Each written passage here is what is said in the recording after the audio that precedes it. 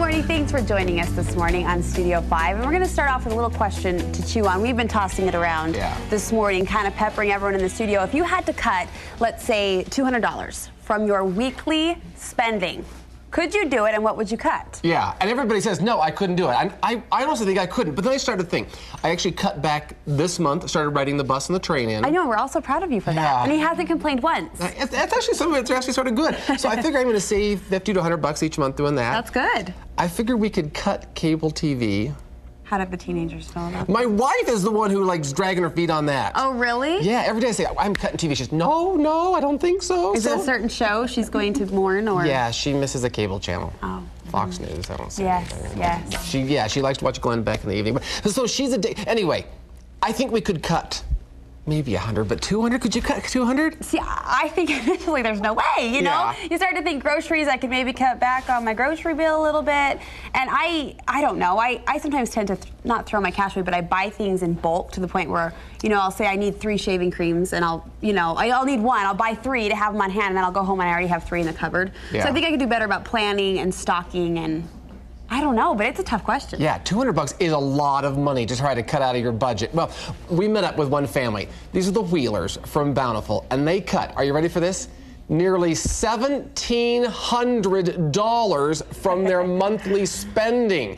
They implemented a little resourcefulness. They began tracking their money. They started working together as a couple, and they cut that astronomical amount from their spending. And I know you're thinking, yeah, I want to know how they did it. Well, about 700 of it was overspending, you know, going into debt each and every month, but the extra $1,000 they put to work, and now they have paid off $40,000 of debt and increased savings by $60,000, and they've even squeezed in a few vacations along the way. That's like the dream plan. The house is going to be on track to be paid off in 7 years, and here is how they did it. Money is fun to talk about. You know, I think that can be a negative thing in a marriage, and it's great to be able to sit down and communicate all the wonderful things we have done. It was about 3 years ago that Dave and Sherla Wheeler of Bountiful took a hard look at their money.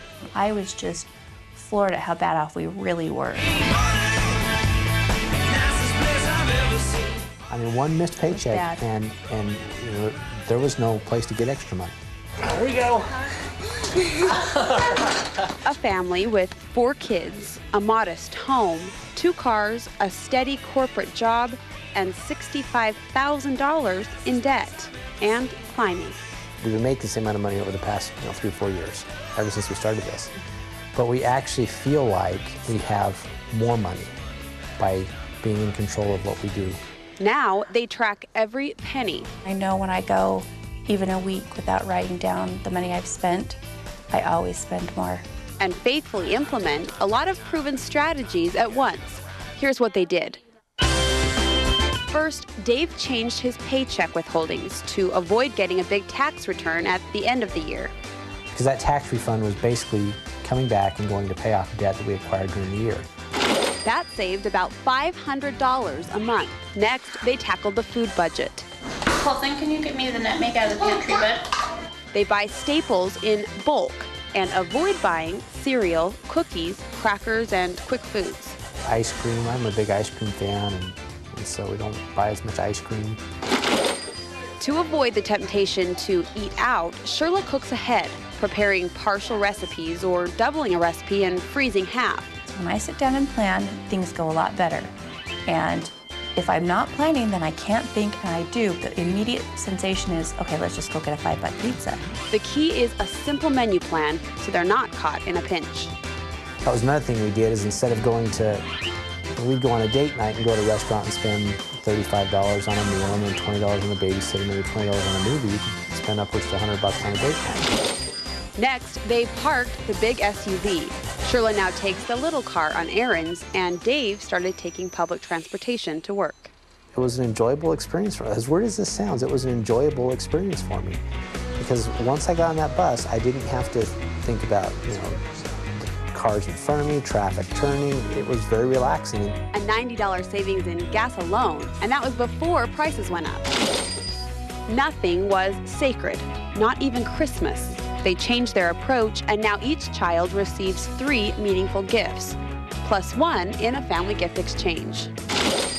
They pared down spending on hobbies and recreation, made better decisions about buying household stuff, turned off more lights, and canceled unnecessary phone services.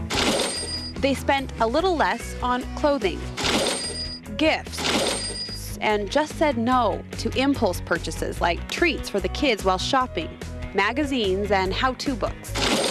The final savings tally? $1,670 a month. With a new iMac computer in the den, the Wheelers say saving is not about cutbacks and sacrifice.